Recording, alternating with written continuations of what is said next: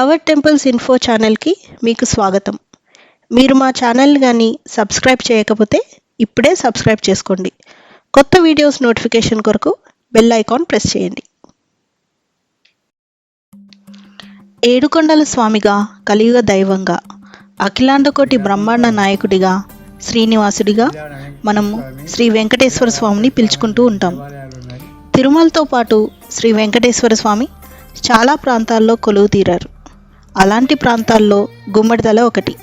ఈ దేవాలయానికి వేల సంవత్సరాల చరిత్ర ఉంది.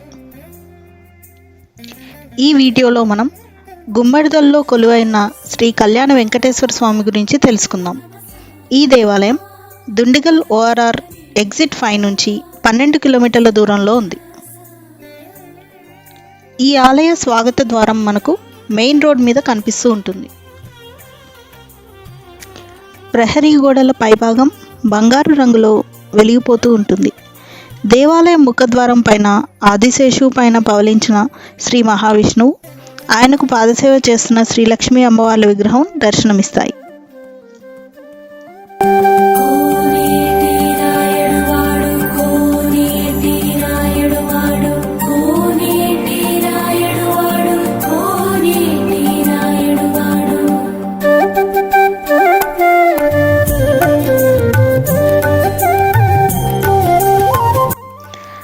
స్వాగత ద్వారం దాటి లోపలికి వెళ్ళగానే మనకు ధ్వజస్తంభం కనిపిస్తుంది.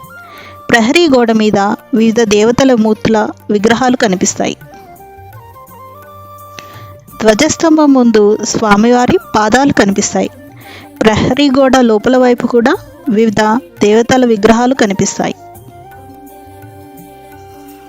దేవాలయం గోపురం మీద దశావతారాలు మనకు దర్శనమిస్తాయి.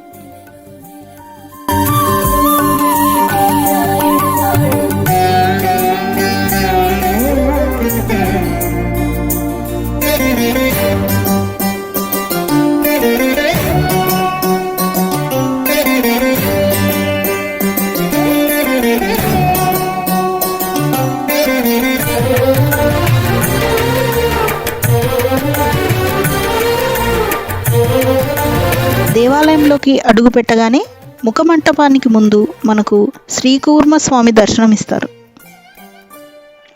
గర్భగుడిలో ఉన్న విగ్రహాలకు చాలా ప్రత్యేకతలు ఉన్నాయి. వందల సంవత్సరాల పురాతనమైన స్వామివారి విగ్రహంతో పాటు తిరుమలలో నుంచి తెప్పించి ప్రతిష్ఠించిన విగ్రహాలు కూడా మనకు దర్శనమిస్తాయి. ఈ ఆలయంలో ఆంజనేయ స్వామి, గరుడ స్వామి ఆలయాలతో పాటు యాగశాల కూడా ఉంది. ఆలయ చరిత్ర, పూజా విశేషాల గురించి ఆలయ ధర్మకర్త, ప్రధాన పూజారి అయిన శ్రీ నరసింహాచార్యుల మాటల్లోనే విందాం. రంగారెడ్డి జిల్లా గుమ్మడిదల గ్రామం. ఈ గ్రామంలో కళ్యాణ వెంకటేశ్వర స్వామి, కళ్యాణ రామేశ్వర స్వామి అని 2 దేవాలయాలు ఉన్నాయి. ఈ కళ్యాణ వెంకటేశ్వర స్వామి పూర్వకాలంలో ఈ ఊరిలో మెరిగిపేట ఉంది, అక్కడ పాతగుళ్ళలో ఉండేటువంటి వారు స్వయంభూగా ఏర్పాటైనటువంటి వారు. ప్రస్తుతం ఉన్న ఆలయం ఏరియా మొత్తం అడవి ప్రాంతంగా ఉండేది. ఇక్కడ మొత్తము మెయ్యిపేట, మన్నెగూడెము, సీతారాంపురము ఇవన్నీ కూడా మన చుట్టూ ఊళ్ళు ఉండేవి. సీతారాంపురంలోనేమో రామకృష్ణ ఆలయం ఉంది. ఇక్కడ ఈ 2 ఆలయాలు కూడా, ఒకటేమో ఆదినారాయణ స్వామి ఆలయం, ఇట్లా వెంకటేశ్వర ఆలయం, శివాలయం అని ఉండేవి.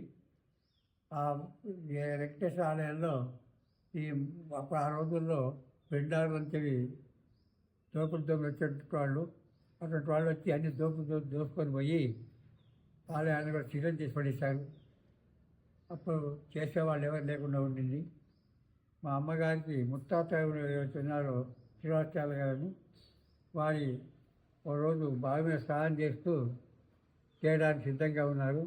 ఆ టైంలో ఒక చిన్న అబ్బాయి రూపంలో వచ్చి, ఆయన నాకు చలి పెడుతుంది, ఒక కండ వేయమని చెప్పంటే అతని దగ్గర పెట్టి కండ ఇచ్చేశారు. ఆ దేవాలయం సైడే మన స్వామివారి యొక్క పొలాలు ఉన్నాయి. మరో పొద్దున్నే పొలం సైడ్ పోతుంటే ఆలయంలో ఉండేటువంటి స్వామివారి పైన ఆ కండ కనపడింది. ఏమిటి, ఏ రోజు లేదు వాళ్ళేమో కండ ఉంది ఏంటో దగ్గర చూస్తే మొదటి రోజు ఆయన ఇచ్చేటువంటి కండవని స్వామివారి పైన ఉంది. ఏమిటబ్బా ఇట్లా అయింది అని చెప్పి వారు అదే ఆలోచనలో ఉన్నారు. ఆ రోజు రాత్రి స్వప్నంలో వచ్చి నాకు ఆధారం లేదు, చూసేవాళ్ళు ఎవరు లేరు, మరి మీరు ఏదైనా ఒక నిర్ణయాన్ని తీసుకొని నాకు ఆశ్రయాన్ని కల్పించాలని చెప్పి వారు కోరినట్టుగా చెప్తూ వచ్చారు. మరోజు ఉదయమే గ్రామంలో పెద్ద మనుషులను కూడా పిలుచుకొని వచ్చేసేసి వాళ్ళతో దగ్గర వృత్తాంతంతో వాళ్ళకి చెప్పి మేళతాళాలతో కూడా ఆ విగ్రహాన్ని తీసుకొని ఊళ్ళోకి తీసుకొచ్చారు. అప్పుడు చిన్న ఆలయంగా కట్టి ఆ ఆలయంలో ఏర్పాటు చేశారు. అప్పటి నుంచి మళ్ళీ తిరిగి పూజాలు కూడా జరుగుతున్నాయి. అయితే అదొక ప్రతిష్ట, ఇదొక ప్రతిష్ట. తర్వాత ఈ మధ్య 2008లో కొత్తగా ఆలయాన్ని నిర్మించుకున్నారు. ఈ ఆలయంలో మళ్ళీ ఇప్పుడు మూడోసారి ప్రతిష్ట అయింది. ఇది స్వయంభూగా ఉన్నటువంటి మూడో ప్రతిష్ట. ఈ ఆలయం కట్టేప్పుడు మొదలేమో వారినే మూడవరిగా పెట్టుకోవాలనుకున్నారు. తర్వాత ఆలయం పెద్ద కట్టాం కదా, పెద్దగా కావాలంటే మళ్ళీ తిరుపతి దేవస్థానం నుంచి వాళ్ళు ఆర్డర్ ఇచ్చి ఆ విగ్రహాన్ని తీసుకుని పరిశీలించి వీరిని కూడా పూర్వం నుంచి కూడా మన నేరకొచ్చేట్టుగా బాధలు లేకుండా, సామాన్లు లేకుండా మనం చూస్తున్నారు కాబట్టి వాటిని కూడా మనం ఇక్కడ ఏర్పాటు చేసుకున్నాము.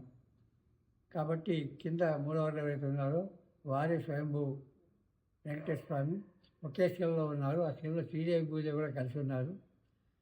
కాబట్టి అందుకే వీరికి వెంకటేశ్వర కళ్యాణ వెంకటేశ్వర స్వామితో వీరి పేరు. ఇక సామాన్యంగా ఈ స్వామికి ఇప్పుడు ఆస్తి ఏమి లేదు, ఆస్తులు ఏమి లేవు. ఎవరైనా భక్తులు సహకరిస్తేనే ఈ కార్యక్రమాలు జరుగుతూ ఉన్నాయి. గ్రామంలో కొంతమంది కమిటీగా అన్ని దేవాలయాల కమిటీగా ఏర్పడ్డారు.